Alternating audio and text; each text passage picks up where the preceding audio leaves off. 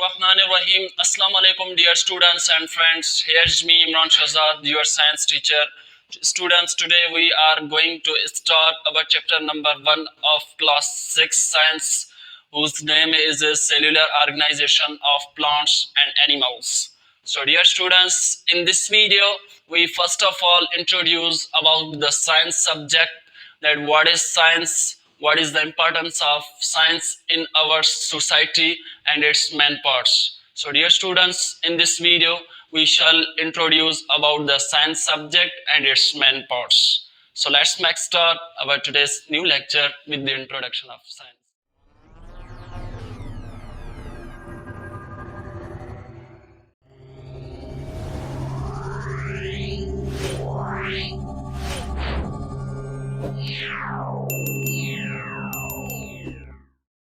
So dear students, as you know that the word science has been taken from Latin word scientia, which means knowledge through observations and experiments. Dear students, जैसे कि आप जानते हैं, जो word science है Latin word scientia से लिया गया है, जिसकी मानी है नॉलेज. कौन सी नॉलेज? वो नॉलेज जो दो चीज़ों पे कंसिस्ट हो, एक तो ऑब्जर्वेशंस पे और दूसरी एक्सपेरिमेंट पे. तो हमने जब इंट्रोडक्शन किया साइंस का, तो हमें पता चल चुका है कि साइंस जो वर्ड है साइंशिया से लिया गया है, जो दो चीज़ों पे कंसिस्ट होता है, जिसकी नॉलेज दो चीज़ों पे कंसिस्ट होती है, एक तो ऑब्जर्वेशंस पे और दूसरी एक्सपेरिमेंट पे. तो हम आगे फर्दर भी डेफिनेशन पढ़ते हैं, ऑब्जर्वेशंस क्या है, एक्सपेरिमेंट क्या है, मैं आपको इनके एग्जांपल के साथ आपको एक्सप्लेन करता हूँ. तो यहाँ पर डेफिनेशन है, science is the knowledge which we get through observations and experiments, that is called the science. यानी जब हमने पहले साइंस का इंट्रोडक्शन किया तो हमें पता चल चुका है कि साइंस वो चीज़ है जो लैटिन वर्ड से लिया गया है और जिसकी जो दो चीज़ों पे कंसिस्ट है मेनली, एक तो ऑब्जर्वेशंस पे और एक्सपेरिमेंट्स पे. तो उस नॉलेज को हम साइंस का नाम देते हैं. यानी फर्दर हमने साइंस की डेफिनेशन पढ़ी तो और भी हमें चीज़ क्लियर हो गई कि साइंस वो नॉलेज है जो ज़्यादातर ऑब्जर्वेशंस और एक्सपेरिमेंट्स पे कंसिस्ट होती है. तो आपको पता होना चाहिए कि अब ऑब्जर्वेशंस क्या चीज़ है, एक्सपेरिमेंट क्या है. तो इसकी डेफिनेशन भी मैंने यहाँ पर बोर्ड पर लिखी हुई है, तो मैं उसको आपको एक्सप्लेन करता हूँ. तो देखिए यहाँ पर बोर्ड पे डेफिनेशन है कि ऑब्जर्वेशन की वैसे आप मीनिंग निकालेंगे तो उसकी मानी है मुशाहिदा. अब आप फर्दर डेफिनेशन में देखें, collection of thoughts is called the observation. यानी जब हमने ऑब्जर्वेशन की डेफिनेशन पढ़ी तो हमें पता चल चुका है कि भाई जो भी हम थॉट्स किसी चीज़ के बारे में भी कलेक्ट करें तो हम उसे ऑब्जर्वेशन का नाम देते हैं. तो दूसरी पॉइंट है यहाँ पर एक्सपेरिमेंट, जिसका मतलब है तजुर्बा.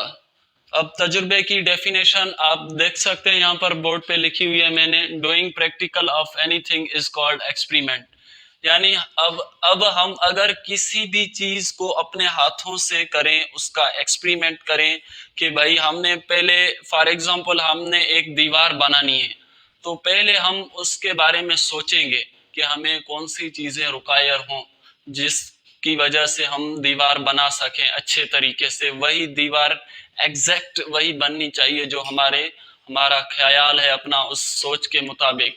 तो हम पहले अपने थॉट्स कलेक्ट करेंगे, उसके बाद हम उसका एक्सपेरिमेंट करेंगे. यानी जब हमने एक्सपेरिमेंट किया, एक्सपेरिमेंट हम उसे कहते हैं जो हम प्रैक्टिकल वर्क करें, यानी जो हम अपने हाथों से वो काम करें और उसमें से वो चीज़ अच्छे तरीके से बन जाए, तो हम उसे एक्सपेरिमेंट कहते हैं डियर स्टूडेंट्स. तो साइंस वो नॉलेज है जो ज़्यादातर दो चीज़ों पे, मेन चीज़ों पे कंसिस्ट होती है, एक तो ऑब्जर्वेशंस पे और दूसरी एक्सपेरिमेंट पे. अगर आपके ऑब्जर्वेशन अच्छे होंगे, ठीक होंगे, तो आपका एक्सपेरिमेंट भी उसका नतीजा भी आपको अच्छा मिलेगा. क्योंकि जो ज़्यादातर एक्सपेरिमेंट है वो ऑब्जर्वेशंस पे डिपेंड करता है कि जब आप किस चीज़ के बारे में सोच रहे हैं, उसके बारे में आप थॉट्स कंबाइन और कलेक्ट कर रहे हैं, उस जैसी चीज़ बनाने की कोशिश कर रहे हैं, तो जब एक्सपेरिमेंट करके देखेंगे वो एग्जैक्ट वही चीज बन जाएगी जो आपका अपना ख्याल है।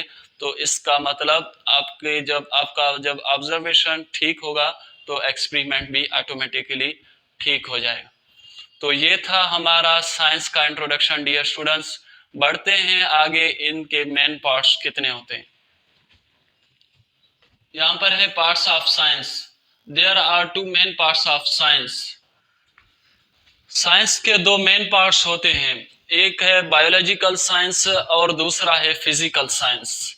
अब हम इनको बारी बारी स्टडी करेंगे कि बायोलॉजिकल साइंस क्या है, फिजिकल साइंस क्या है।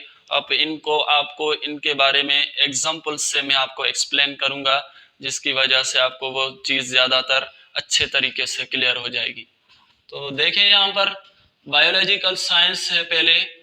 तो बायोलॉजिकल साइंस में क्या है, in biological science we study about living things. यानी बायोलॉजिकल साइंस क्या है, एक किस्म के साइंस का पार्ट होता है जिसमें हम ओनली और सिर्फ लिविंग थिंग्स के बारे में स्टडी करते हैं। तो उसका बेस्ट एग्जांपल है बायोलॉजी। यानी जो बायोलॉजी है वो बायोलॉजिकल साइंस से रिलेटेड है। जब हमने बायोलॉजिकल साइंस की डेफिनेशन पढ़ी तो हमें पता चल चुका है कि बायोलॉजिकल साइंस वो है जो ज़्यादातर जिसमें हम लिविंग थिंग्स के बारे में स्टडी करते हैं। तो उसका हमें एग्जांपल मिला कि भाई बायोलॉजी वो एक मेन ब्रांच है जिसमें हम सिर्फ और सिर्फ लिविंग थिंग्स के बारे में स्टडी करते हैं। तो बढ़ते हैं दूसरे पार्ट की तरफ। देखें यहाँ पर है physical science. In physical science we study about non living things. यानी फिजिकल साइंस वो है जिसमें हम नॉन लिविंग थिंग्स के बारे में स्टडी करते हैं। यानी बायोलॉजिकल साइंस वो है जिसमें लिविंग थिंग्स के बारे में स्टडी करें, फिजिकल साइंस वो है जिसमें नॉन लिविंग थिंग्स के बारे में स्टडी करें। अब इस फिजिकल साइंस के भी एग्जांपल हैं, आपको पता चल जाएगा कि फिजिकल साइंस में कौन से एग्जांपल हैं। देख सकते हैं आप यहाँ पर बोर्ड पे। फॉर एग्जांपल में मैंने लिखा है जैसे फिजिक्स है, केमिस्ट्री है, जियोलॉजी है, एस्ट्रोनॉमी। यानी ये जो सब चीजें हैं वो फिजिकल साइंस से रिलेटेड हैं। अब इनको मैं बारी बारी एक्सप्लेन करूंगा कि फिजिक्स क्या है, केमिस्ट्री क्या है, जियोलॉजी क्या है। यानी ये वैसे ज़्यादातर जो बड़ी लेवल पे होते हैं जैसे फर्स्ट ईयर एफएससी, ज़्यादातर स्टूडेंट्स को वहीं पर ये जो सब्जेक्ट्स हैं पढ़ाए जाते हैं। लेकिन यहाँ पर मैं भी आपको उनका इंट्रोडक्शन बता देता हूँ क्योंकि उसके बारे में आपको उसका नॉलेज होना चाहिए। तो देखें यहाँ पर फिजिक्स हम उससे कहते हैं स्टडी अबाउट नेचर। यानी जो वर्ड फिजिक्स है, जिसी तरह डियर स्टूडेंट्स जैसे मैंने पहले साइंस का इंट्रोडक्शन आपको करवाया, तो साइंस जो है लैटिन वर्ड साइंशिया से लिया गया है जिसकी मानी है नॉलेज। कौन सी नॉलेज? वो नॉलेज जो ज्यादातर दो चीजों पे कंसिस्ट हो, एक तो ऑब्जर्वेशंस पे और दूसरी एक्सपेरिमेंट पे। इसी तरह फिजिक्स भी ग्रीक वर्ड फिजिकोस से लिया गया है जिसकी मानी है नेचर। यानी जब हम फिजिक्स की डेफिनेशन पढ़ेंगे तो उसमें हमें पता चल जाएगा कि हम जब नेचर के बारे में स्टडी करें, study about nature is called physics. यानी जब हम नेचर के बारे में स्टडी करें तो हम उसे फिजिक्स कहते हैं। फिजिक्स की नेचर में बहुत सी चीजें हैं जैसे सन है, स्टार है, मून है, प्लैनेट्स। यानी ये जो है ना सब कुदरती चीजें हैं जिनके बारे में इन सब को हम अपने फिजिक्स में स्टडी करते हैं। फिजिक्स की अगर दूसरी डेफिनेशन भी है जो आपको बता दूं, आप 9th क्लास में पढ़ेंगे। तो फिजिक्स क्या है? Physics is the branch of physical science which deals with the studies of matter, energy and interaction between them, that is called the physics. नहीं, फिजिक्स जो है फिजिकल साइंस की वो ब्रांच है जिसमें हम ज्यादातर तीन चीजों के बारे में स्टडी करते हैं। पहले मैटर, दूसरा एनर्जी और तीसरा उनके बीच में रिलेशनशिप यानी उनके दरमियान इंटरेक्शन। तो मैटर और एनर्जी कैसे कन्वर्ट होते हैं तो ये आप डीप में अपने 9th और जो बड़ी ऊपर वाली क्लासेस हैं उनमें आप ज़्यादा अच्छे तरीके से और डिटेल में स्टडी करेंगे डियर स्टूडेंट्स। यानी यहाँ पर मैंने आपको थोड़ा बहुत लिटिल बिट इंट्रोडक्शन करवाया है। तो बढ़ते हैं आगे। केमिस्ट्री क्या है? केमिस्ट्री है स्टडी अबाउट केमिकल्स। यानी जो भी हम केमिकल चीज़ें हैं हमारे एटमॉस्फेयर में, जो ज़्यादातर हमारी दवाइयाँ हैं, मुख्तलिफ इंडस्ट्रीज़ हैं, फैक्ट्रीज़ हैं, जिनमें हमारी मुख्तलिफ टेबलेट्स, कैप्सूल्स वगैरह ये सब बनते हैं, तो वो उसमें जो है ना वो केमिस्ट्री से रिलेटेड है, यानी उसमें जो कीमियाई चीज़ें ज़्यादातर प्रेजेंट होती हैं, तो उसी वजह से हम उसे केमिस्ट्री कहते हैं। केमिस्ट्री वो है कि जब हम केमिकल्स के बारे में स्टडी करें तो हम उसे केमिस्ट्री कहते हैं। यहाँ पर केमिस्ट्री की भी अदर डेफिनेशन में आपको बताता चलूँ कि केमिस्ट्री भी जो है it is the branch of physical science which deals with the studies of properties, composition and structure of matter, that is called the chemistry।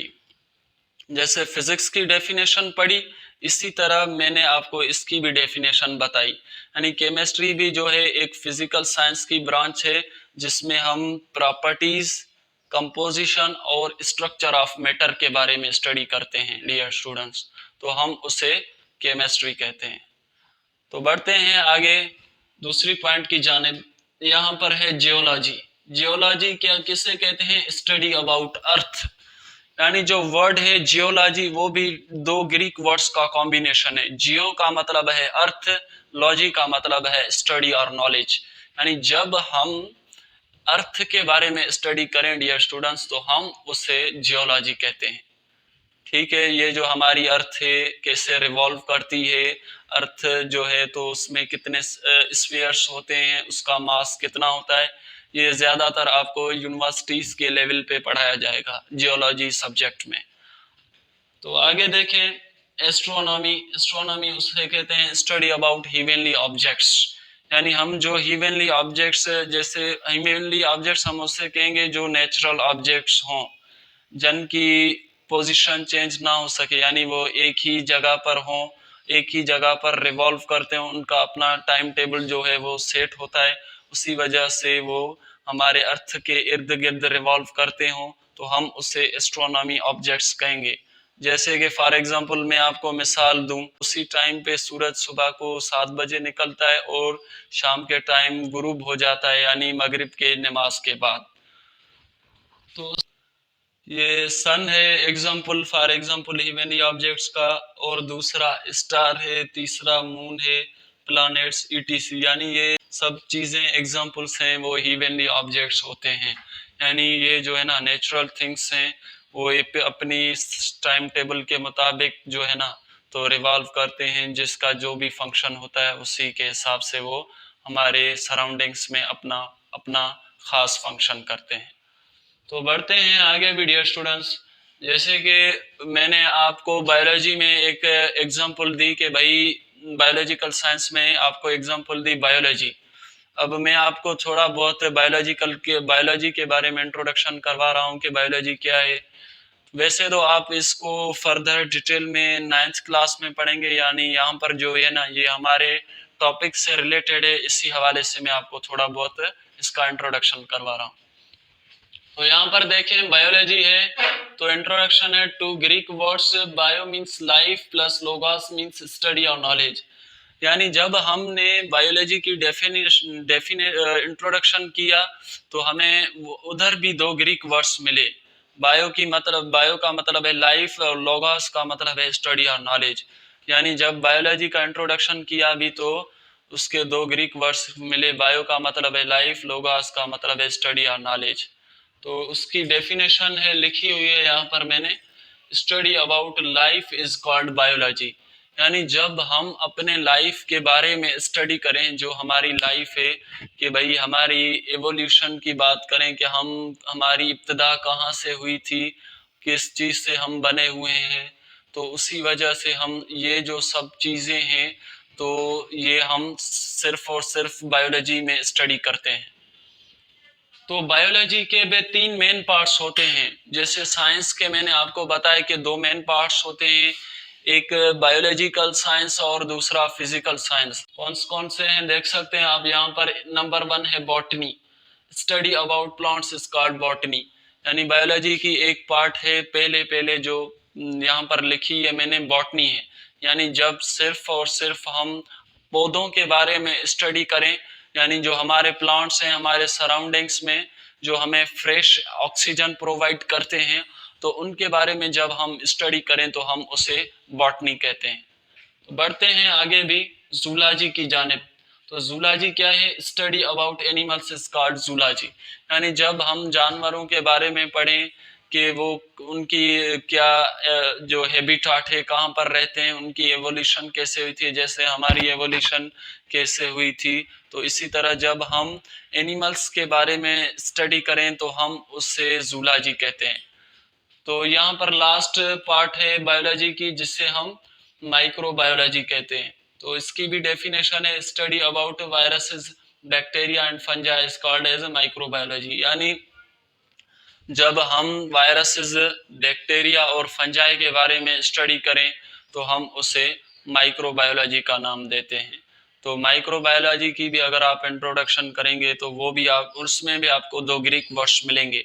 Micro का मतलब है वेरी स्मॉल, प्लस बायो का मतलब है लाइफ, और लिविंग का मतलब है लिविंग थिंग्स, यानी वेरी स्मॉल लिविंग थिंग्स। यानी जब आप तो वो उन छोटे चीजों के बारे में स्टडी करें जो आपको अपनी आम आंख से नजर ना आ सके, तो हम उन्हें एक खास टर्म और स्पेशल नाम देते हैं कि भाई वो है माइक्रोबायोलॉजी।